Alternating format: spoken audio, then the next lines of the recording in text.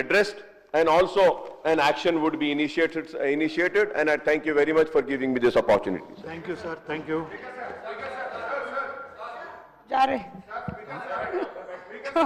Bhupad Reddy garu. Hello, Adhyaksha. Bhupad Reddy garu, please. ఇప్పుడేం point of order ఉన్నది? అధ్యక్ష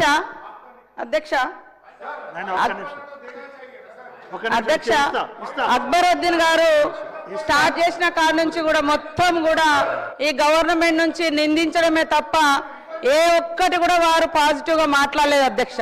నేను మాట్లాడింది వాళ్ళు 10 years లో ఇల్లు కట్టలేదు, ఇవ్వలేదు అని చెప్పిన. మీకు హిందీ రాదు, ఇంగ్లీష్ రాదంటే my mother tongue is Telugu sir, అందుకనే I'm unable to speak in English or Hindi.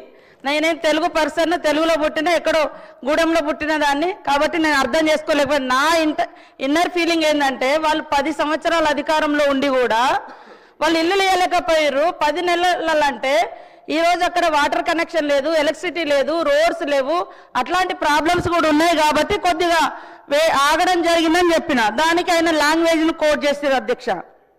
ఇంకోటి ఏంటంటే వారు మాట్లాడిన దాంట్లో ఓకే, పోలీస్ డిపార్ట్మెంట్లో కొంతమంది వ్యక్తులు, తప్పుడు వ్యక్తులు ఉండొచ్చు, సెటిల్మెంట్లు చేయవచ్చు, ఎవరనొచ్చు, కానీ మొత్తం వ్యవస్థనే పనికిరాదన్నట్టుగా, వ్యవస్థనే కించపరిచే రకంగా మాట్లాడి మంచిగా పనిచేసేటువంటి అధికారుల యొక్క ఆత్మస్థైర్యం కూడా దెబ్బతీసే విధంగా వారి స్పీచ్ ఉంది.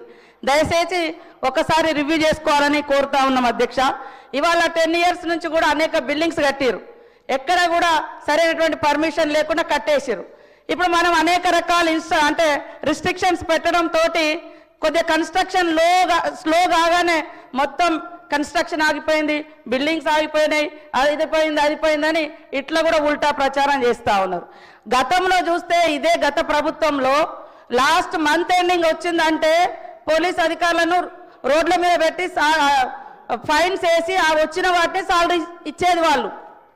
కానీ మన గవర్నమెంట్ అట్లా చేయడం లేదు. వాళ్ళకి ఇచ్చే మర్యాద వాళ్ళకి ఇస్తా ఉన్నాం, పని చేయిస్తాను. కానీ మొత్తం సెటిల్మెంట్లు కాదు. గత 10 ఏళ్లలో మీకు తెలుసు ఫోన్ ట్యాపింగ్ల కోసం ఏ అధికారి ఎట్లా ఉపయోగపడ్డారు, ఎట్లా వాడుకున్నారు, ఇలా వాళ్ళు ఎక్కడున్నారు, దాని గురించి మాట్లాడాల్సింది ఉండే అక్బరుద్దీన్ గారు. కాబట్టి మీరు మొత్తము మమ్మల్ని నిందించడమే పనిగా, ఎస్ లేడీస్ మీద దేశంలో రాష్ట్రంలో అత్యాచారాలు జరుగుతున్నాయి, వాటి వెనుక కూడా డ్రగ్స్, అదేవిధంగా గంజా ఇవన్నీ ఉన్నాయి.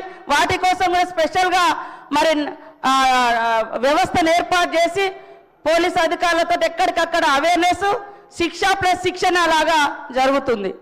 మరి అవి పాత వాటిని కూడా ఇవాళ ఈ గవర్నమెంట్ మీద పెట్టి గతమంతా ఘనము, ఇప్పుడు మాత్రం తప్పున్నది అన్నట్టుగా మాట్లాడడం అయితే ఇది కరెక్ట్ కాదు. గౌరవనీయులు మా బ్రదరు కొద్దిగా సరి చేసుకొని మీ కోపం అంతా కూడా ఈరోజు 10 ఏళ్ల కోపాన్ని ఈ 10 నెలల ప్రభుత్వం మీద తీయకండి, వాస్తవాలను అర్థం చేసుకోవాలని కోరుతా ఉన్నా అధ్యక్ష. వస్తా సార్, మీ దగ్గరికి వస్తానన్నా కదా, అక్బర్ సాబ్తో మాట్లాడుతున్నా. Honorable panel speaker sir, firstly sir, through you sir, I want to make one request, very respectfully to my sister, to kindly madam put the translating thing in your ear. It will help you because my problem is I do not know Telugu. So again, if you can just put that madam, they'll translate you can understand it more clearly.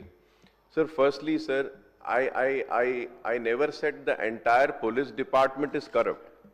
I had appreciated C.V. Anand, Commissioner of Police, when a complaint was lodged to him, he came for my rescue and he made sure the person who lost the position was given back the position. So I never said the entire police department is corrupt, and it is wrong. And again I am saying, I mentioned about the houses which were constructed 5 years back and completed. An inquiry was conducted, beneficiaries were selected, and the major beneficiaries are physically, mentally handicapped, widows, women, and after the inquiry they were given a certificate, and sir, when they were supposed to go and occupy that 2-bedroom, they were not allowed to occupy.